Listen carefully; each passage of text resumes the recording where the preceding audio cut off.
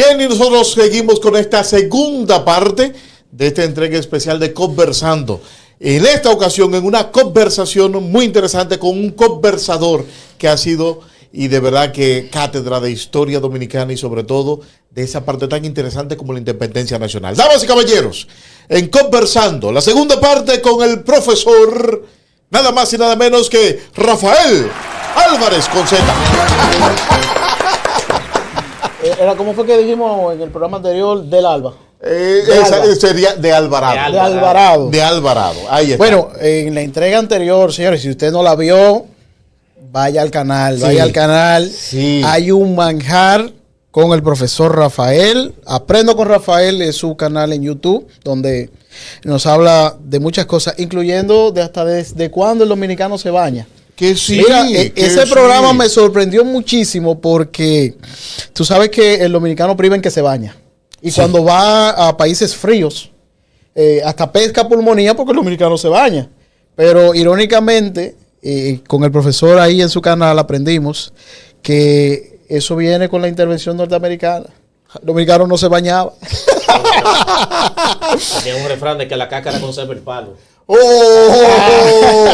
No, y que siempre se ha dicho que en el campo se suele decir mucho que el que mucho se baña no se pone la piel resistente. Bueno, por eso los callos que habían. Ya Yo tú tengo te una imaginas. amiga que ella se casó con un italiano, se fue a vivir a Italia y él me decía, ella es una excelente mujer, una gran persona. Mi único problema con ello es que se baña demasiado. Que se baña demasiado. Oye, eso. Esa está Bueno, buena. señores, Voy. con Me Rafael pregunta. vamos a continuar esta inmersión histórica. Señores, el señor Audaz y yo hemos quedado con los ojos abiertos y por lo tanto la pregunta que viene a continuación será con ojos más abiertos. ¿Tres padres de la patria? Sí, no y por qué sí. Bueno, mira, eso no es como tan fácil de responder así, porque es que detrás hay un libro que se titula El mito de los padres de la patria, Ok. que lo aconsejo que lo busquen. Anoten.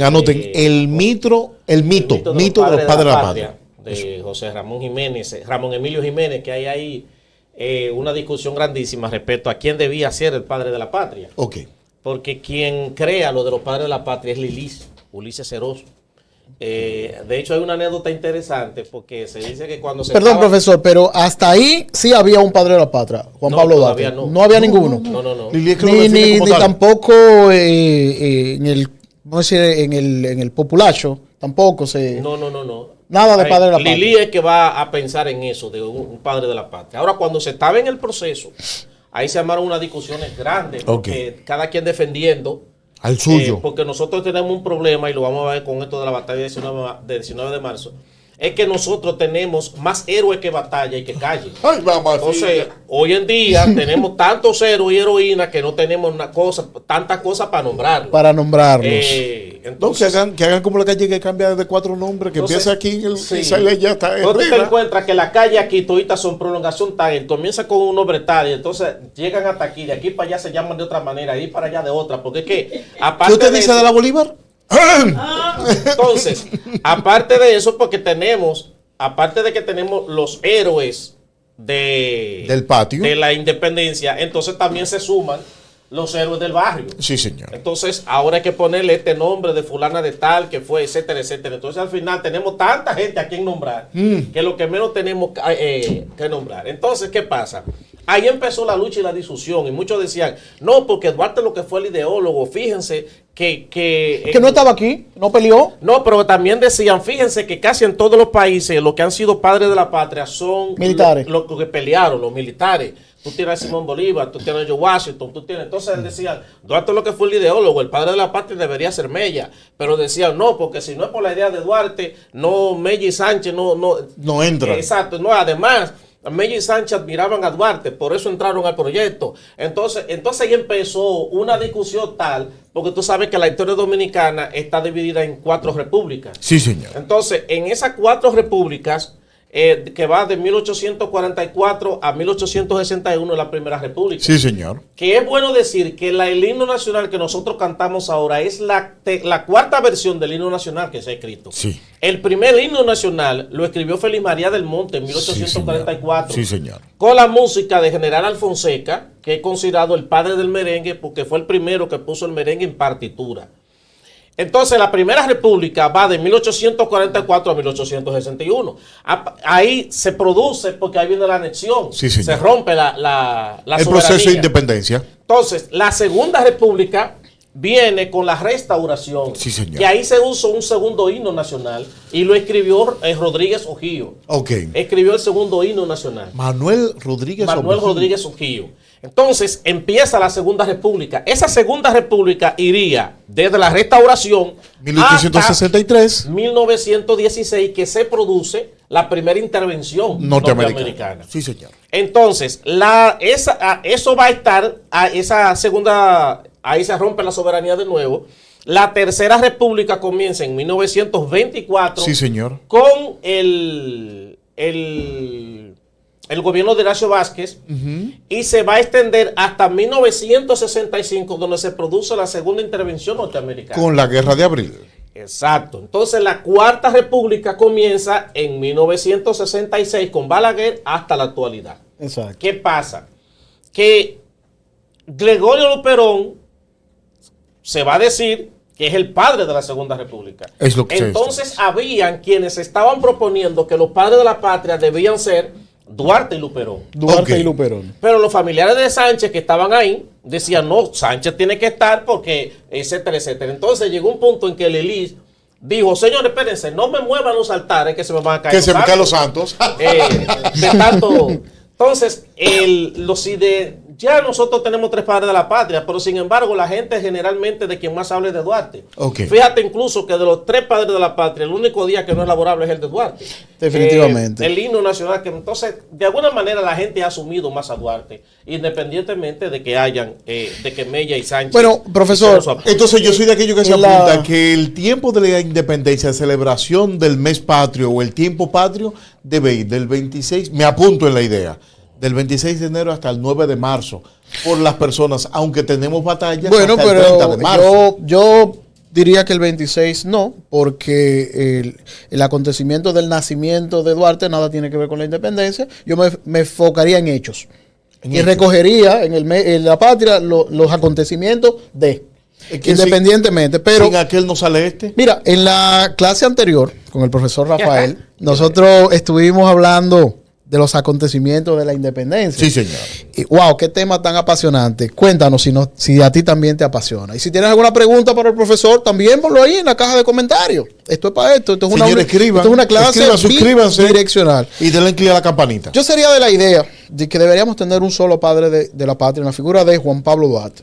Pero no la imagen demacrada que vemos ahí. No. A mí me gustaría ver el Duarte militar, el general Duarte, que la Junta Central Gubernativa lo nombró a su llegada. A propósito, profesor, usted sabe que había un día glorioso de Duarte, un 14-15 de marzo de 1844, cuando Duarte hace una especie de entrada triunfal. Exacto. A la nueva nación recién proclamada. Que Mella lo recibió. Claro. Y lo recibió como el presidente de la República. Exacto. Y Duarte dijo, no. Yo no quiero nada que no sea el resultado de la elección popular. Y no fue la primera vez que Duarte lo dijo, porque también lo dijo en el Cibao.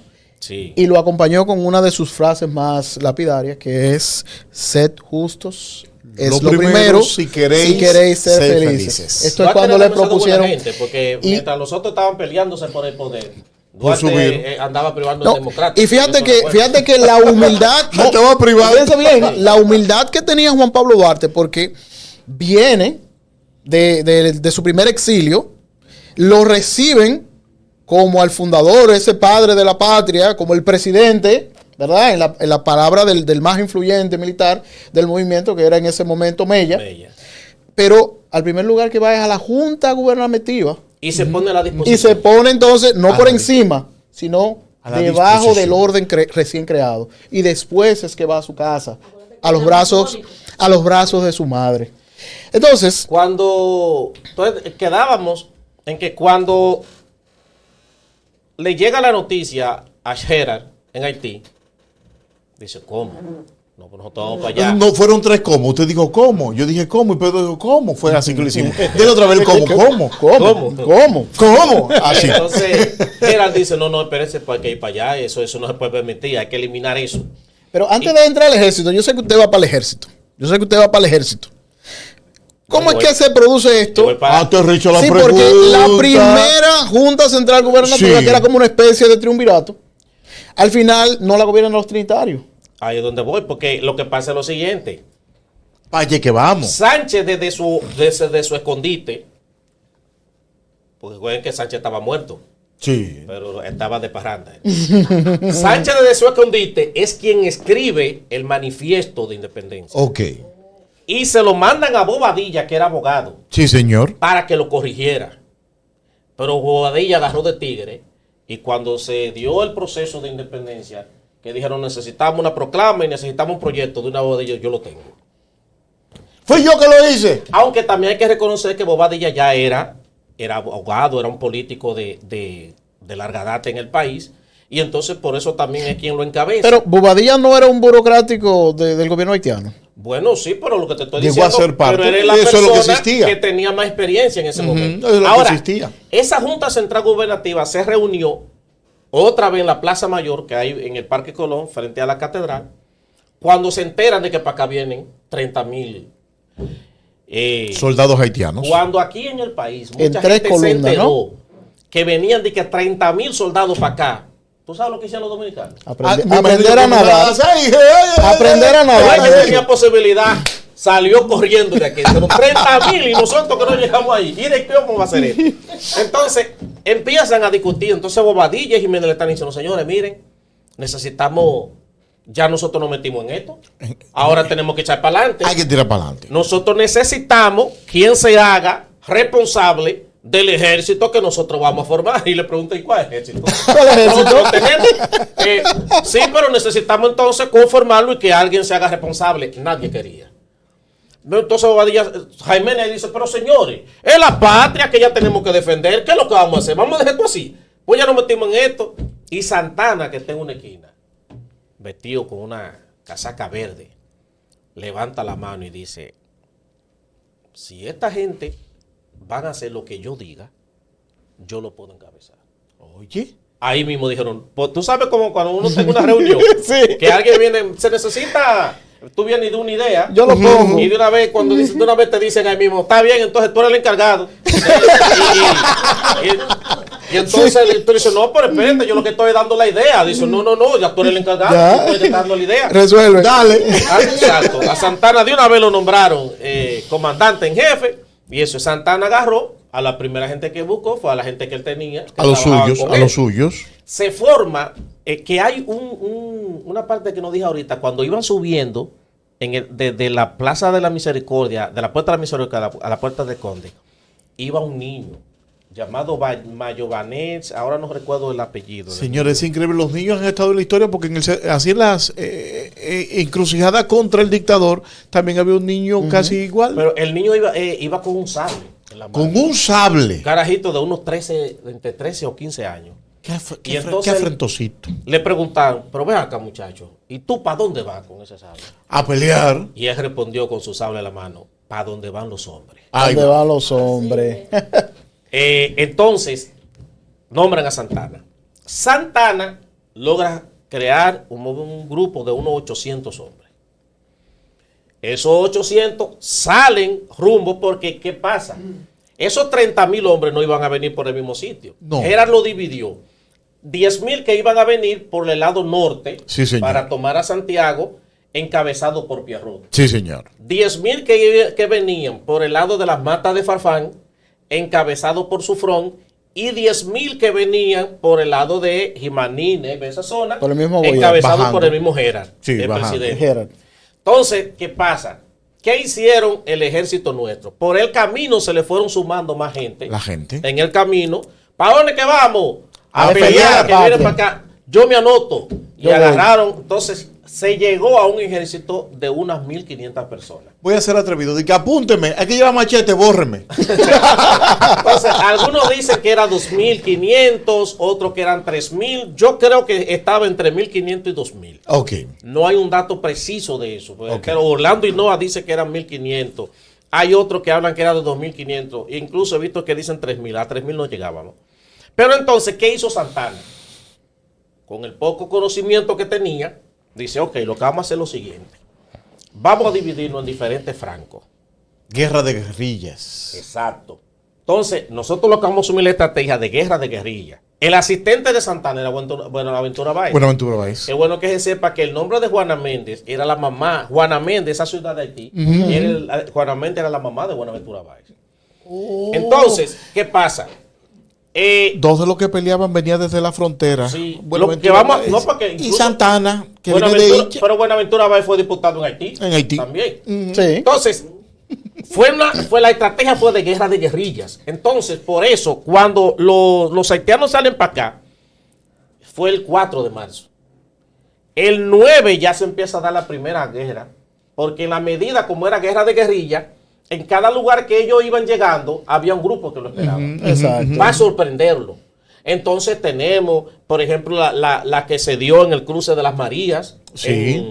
en Neiva. Neiva, la que se dio también en la Icotea, que fue el 17 de marzo, Sí, señor. la que se dio en el Rodeo, Sí, señor. ahí estaban Antonio Duvergé, estaban Francisco Soñé, estaba Vicente Noble, todas estas personas que por lo general, nada más porque eran los cabecillas de esos francos, porque por lo general no se menciona todo lo que pelearon ahí, porque por eso era que decía que hoy en día nosotros tenemos más héroes que acontecimientos. batalla. y que calles, porque por ejemplo, si tú agarras y dices, bueno, mira, de lo que estaban liderando los francos, que ahí estaba Antonio Duvergé, que estaba Francisco Soñé, que estaba Vicente Noble, que estaba, y tú buscas todos ellos, estaba Taveras. Entonces, cuando tú buscas todos ellos, dices, pero bueno acá. ¿Cuánta batalla hay? ¿Y ahora qué es lo que vamos a hacer? Porque con toda esta gente. Entonces, esa gente le aparecían de improviso, porque otra cosa importante era, que hay que decir, por ejemplo, la batalla del 19 de marzo comenzó a las 7:30 de la mañana. Sí, señor. Y duró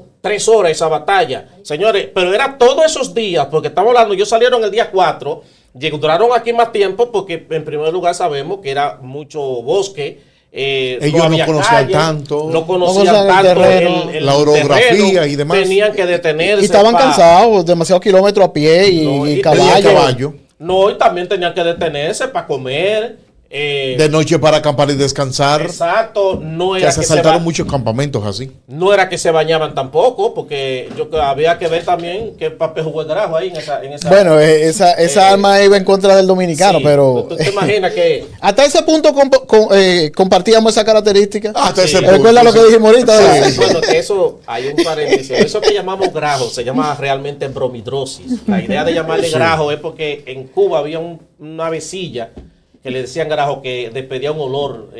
Como el de vivo de aquí. Exacto, y entonces la gente empezó a llamarle grajo al malo lo de las asilas. Aprendo con Rafael, ¿eh? Sí, bromidrosis. Entonces, ¿qué Y pasa? si es de los pies sería... no, ¡ay, qué palabra más fea! Entonces, ¿qué pasa?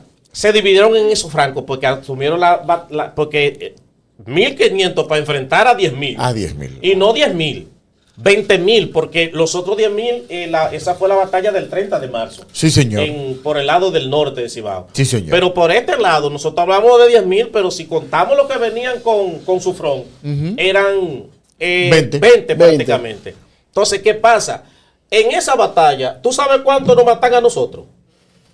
No registra nada. ¿Cuánto? Dos personas. 2 personas. Y nosotros le matamos más de 200. Sí, señor. Porque mucha gente se pregunta, ¿y cómo fue que un ejército de 1.500 gente La emboscada. enfrenta ese? No, espérate, fue la estrategia. Estrategia. Que hubo ahí. La táctica y la estrategia militar. Entonces, cuando a ti se te aparece de sorpresa, un ejemplo, con una ametralladora, tú tienes 3.000 gente y llegan 100 y empiezan a disparar los locos.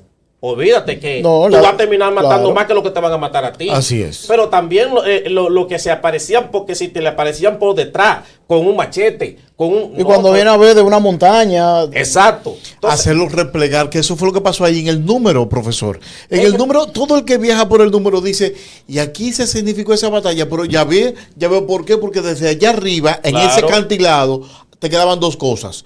O tú intentabas seguir para adelante, pero si te replegaba atrás, También, en la bajada te del estaban número, esperando. te estaban esperando. pero también ocurrió una cosa que a nosotros no convino. Y fue que en medio de la pelea y de la batalla, en Haití le dieron un golpe de estado a Gera. Ahí mismo, es verdad. Porque no se aguantaban uno con otro. No, porque Sí. es que eso ha sido normal en la historia de Haití, Haitiana. lamentablemente. Ese ha sido uno de sus grandes problemas y de la, Así es. de la inestabilidad que tenía. Entonces, Pero- cuando se entera Gera, un golpe de estado me dieron. Vamos para No, atrás. espérate, por el problema. Lo que yo tengo que resolver no es aquí, es allá. Voy para- Pero un poquito antes de que él replegara y retirara sus tropas, hay una reseña de una participación de Juan Pablo Duarte en su rango de militar, Sí, Duarte del fue cual no también. se habla mucho, y que también hubo una situación con Santana, porque Duarte le proponía actuar y Santana decía, no. Y luego Bobadilla le pidió a Duarte, dale para acá, ven, deja a Santana ahí tranquilo. La idea que yo tengo es que Santana siempre sintió Celos. celos de Duarte y miedo, porque Santana era un tipo aferrado al poder. Ok. A Santana no le interesaba otra vaina. Su cuestión era el poder, al punto de que el psiquiatra José Miguel Gómez, en un análisis psiquiátrico que hace de Santana, Sí, sí. dice que Santana era bipolar. Porque también Santana nunca ni ganó ni perdió elecciones.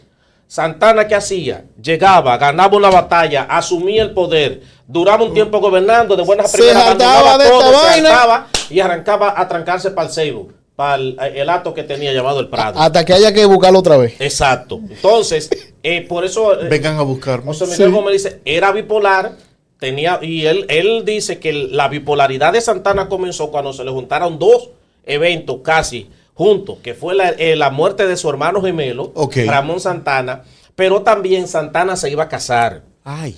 Y resulta que la novia de Santana arrancó para Higüey a darle gracias a la Virgen de la Altagracia, porque Santana era feo, pero tenía su miel. Ok. Y cuando venía de regreso, No como lo pintan, que con el cabello bueno así tumbado de lado. Santana. Sí, así que lo pintan. ¿Dónde tuviste esa pintura? Ay, sí, tiene la charretera y lo pintan como con un partito ahí. Es verdad. Santana Todo el tiempo lo que yo he visto de Santana, un hombre gordito, bajito. la versión guagua de Don Napoleón. Exacto, así Entonces, que lo vean. regresando ella en el caballo que venía, porque recordemos, era caballo. Sí. El caballo se espantó, ella se cayó, se dio un golpe aquí, se desnucó y murió. Ah. Que ahí fue donde Santana terminó heredando el hato que realmente era de ella y de su padre. Ah, porque él era atrapaba. Ok. Oh, sí, que Santana. usted lo Pero mencionó ahorita, ¿verdad? recuerda que el trabajo De de su Ramón. de Ramón, ¿verdad? Que era Dice el psiquiatra. un cupido cualquiera. que, pues, lo dice el psiquiatra José Miguel Gómez, que dice que el hermano le conseguía mujeres ricas a Santana para que se casara con ella y heredara la fortuna. Oh. Ah, pero Ay, ay, para ay, que ay. está bien. No, era chapeador. No, chapeador. Profesor, Entonces, ahí ya después que se te concluye con esta batalla, entra un tiempito como de receso de este lado, porque entonces después vino la del 30 de marzo. Sí, señor. ¿Qué pasa? En la de 30 de marzo, en Santiago, quien estaba al frente de ese regimiento era Mella. Y Mella, cuando se enteró que venían 10,000 haitianos para acá, agarró de que a buscar gente para Ocoa, para que vengan a pelear. Ok. ok. En el momento que yo venía llegando, Mella no estaba y había un señor llamado, un francés, Jean-Marie Imbert, que nosotros lo castellanizamos como José María Imbert. José María Imbert. José María Imbert era alcalde en Moca. Y resulta que estaba en Santiago y ahí entonces se le acercaron la gente. Mire, usted tiene que tiene experiencia en esto, en batalla, vienen tantos haitianos para acá y necesitamos quien nos dirija para pelear. Ayúdenos. Sí, entonces José, no hay problema, cuenten conmigo. Se fue a Moca y de allá para acá trajo un reguero de hombres que también tenía su servicio. Venga, vamos a meter mano aquí. Y pasó lo mismo, pero también se utilizó el mismo concepto de guerra de guerrilla. Es bueno decir que esa batalla también fue en la tarde. Las trincheras. Duró casi 4 horas también. ya nosotros le habíamos matado a los haitianos aproximadamente ya unas 100 y pico de hombres. Ok. Entonces hubo un momento en que Pierrot dijo, espérense, Tani Boy, vamos a hacer una pausa para nosotros recoger los Nuestros cadáveres muertos. que tenemos y darle asistencia a los que están heridos. Herido. Claro. Entonces, en medio de eso, a Pierrot le llegó una noticia Un cable. importante. Le llegó un cable. Le llegó una noticia de que habían matado a Gerard en la batalla de Asua. Que en realidad Gerard no lo habían matado. No. Pero la información que le llegó a Pierrot fue esa. Y dijo, espérate, pues si matan a Gerard. ¿Y por qué yo estoy Este es el peleando? momento mío. Voy Este para es el Haití momento mío, a es que buscar lo ahora soy mío. yo. Exacto.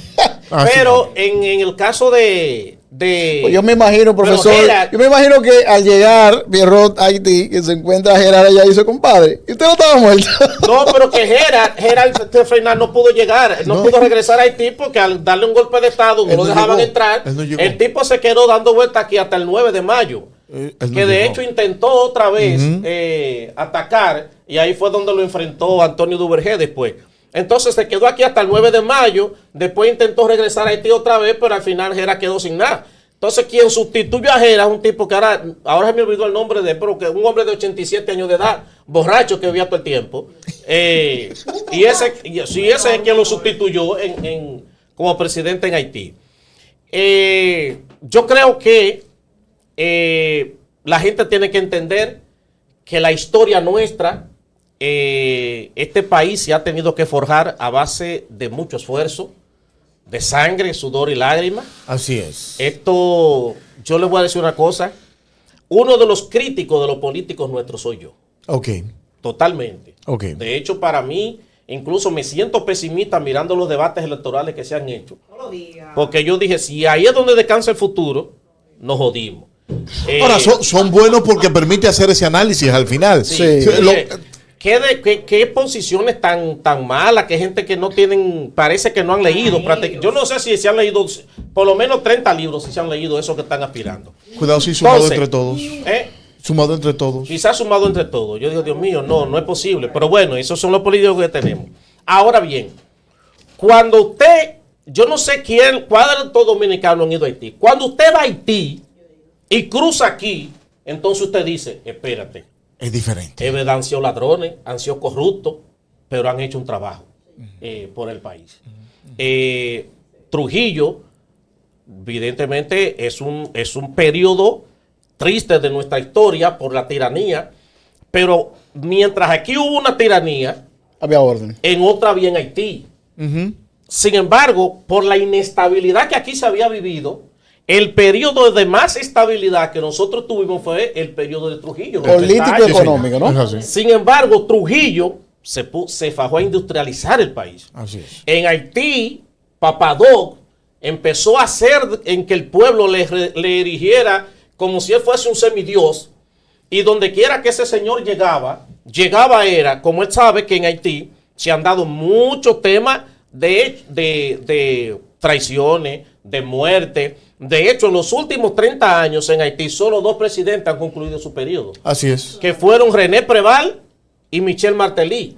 Después, todos los más ha sido golpe de Estado o lo han matado. Magnicidio, Lo que llevó a la intervención en 1915 de Estados Unidos fue justamente un magnicidio en Haití. Y si nosotros nos vamos al origen de la historia de Haití, nos vamos a dar cuenta también la cantidad de... Entonces, ese periodo, sin embargo, Haití tuvo una dictadura, nosotros tuvimos una dictadura. En la dictadura nuestra, pese a todo lo malo de Trujillo, se dedicó a industrializar el país, a defender el país.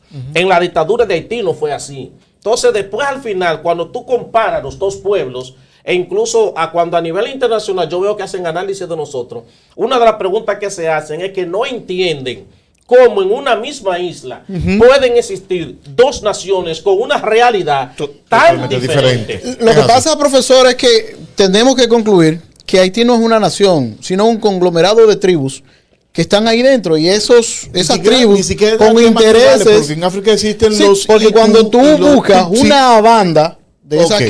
que Banda, no tribu, banda. sí, de esa banda Bandas. que aterrorizan a la Pero ellos- población, escúchame. obedecen a una de esas tribus a las que me refiero. No, escúchame que te interrumpa, porque en Haití no hay banda, en Haití hay terroristas.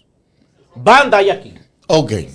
Bandas delincuenciales Bandas y tema, delincuenciales hay tema aquí, terrorista. Ok. que te puedan agarrar un día tras saltarte una cosa. Pero lo que pasa en Haití, eso no es. Gente que te secuestra para que luego te paguen el secuestro de eso. ¿Cómo surgieron esos grupos terroristas? Debido a la inestabilidad histórica que ha tenido Haití.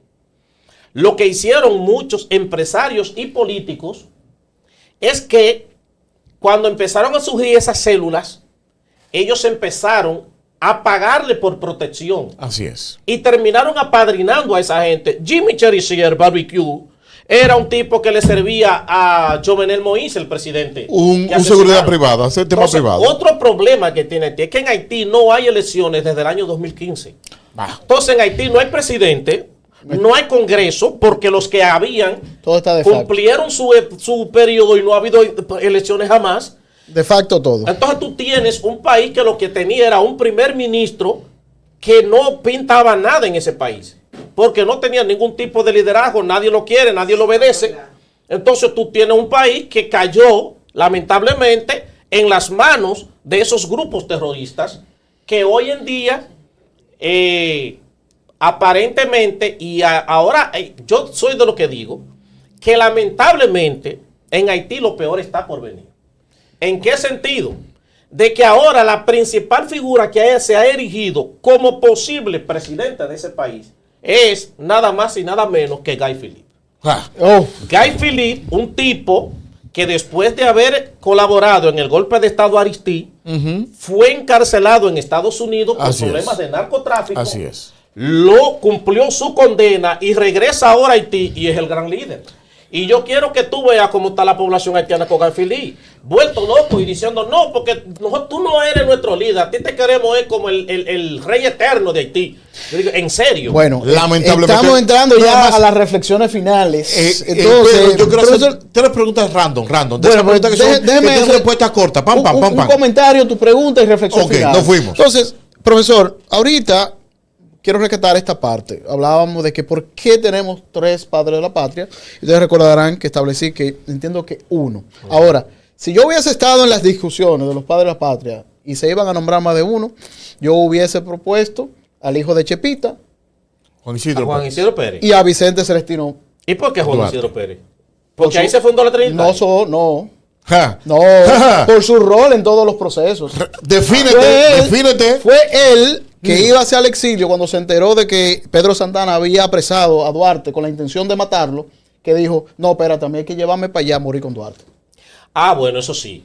Porque Esa en el entrega, caso de los esa filorios entrega. que tú mencionaste ahorita, también una cosa, Duarte despertaba una pasión y una de la gente cuando lo de los filorios, Sí, señor. mujeres que se identificaron con el movimiento, empezaron a utilizar una flor Sí, señor. que le llamaban la filoria y por eso le llamaban a ese grupo las filorias. E incluso a los mismos trinitarios llegaron después a llamarle los filorios. Le llamaron la revolución de los muchachos, como le dije, le llamaban los hijos de Machepa. Había muchísimos sobrenombres que le pusieron a los trinitarios.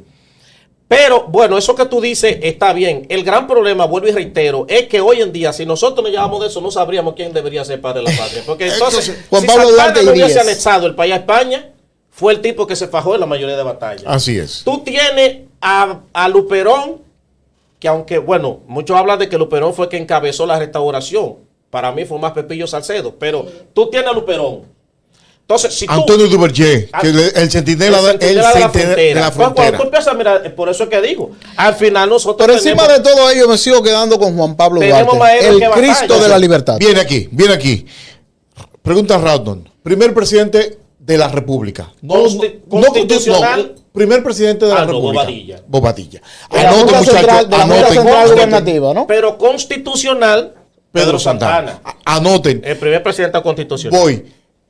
Mujeres de la independencia, aparte de las que izaron la bandera, de María Trinidad Sánchez, José Fabrea, mencióneme 2 más. Bueno, mira, Concepción Bona, Sí. cuando la Trinitaria, Concepción Bona tenía 16 años de edad. Sí, señor. Y en 1844 tenía 20 años. Fue la que confeccionó la bandera. Y una hermana de ella confeccionó la bandera que se hizo en San Cristóbal. No, en San Pedro de Macorís. Porque aquí se hizo bandera, no solamente fue aquí En Santo Domingo. No. Entonces, tú tienes a Concepción Mona. Tú tienes a Rosa Duarte, que hermana de Duarte, que aprovecharon planchas que había en el garaje de la casa, yo digo garaje, pero es como un cuarto.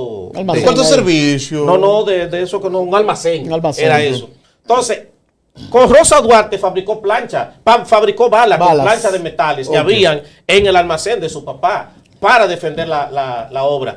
María Trinidad Sánchez, que Pedro Santana también la mató, y podría decirse que quizás sería el primer feminicidio del país.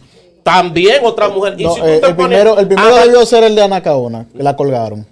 Bueno, que de hecho yo hace tiempo estoy diciendo que en ese Parque Colón lo que debería haber es una estatua de Anacaona en vez de una estatua de Colón. Okay. Porque ahí fue que la ahorcaron. Ahí fue donde Anacaona dijo su frase célebre que dijo, y ya hay bombé. O sea, muero libre pero no esclava. Anacaona. No, yo dije que íbamos a cerrar con otra cosa. Cerremos ahí, Pedro. Estamos aquí arriba. Profesor, wow, estamos impresionados, pero nada, tenemos que terminar arriba. Un mensaje final a la juventud que nos mira y a la gente cooperativista. Juventud. Las grandes revoluciones de este país y del mundo la han hecho los jóvenes. Así es. Nosotros tenemos una juventud muy distraída. Está muy centrada en TikTok, en Instagram y en cosas por el estilo. La juventud que nosotros tenemos, este mensaje lo voy a hacer, déjenme un minuto. Dele, cómasela. La juventud que nosotros tenemos ahora mismo, un 60% de la población dominicana que es joven, menos de 35 años, según la ley de la juventud 49/0, sí, de los 15 a los 35. Pero ¿qué pasa?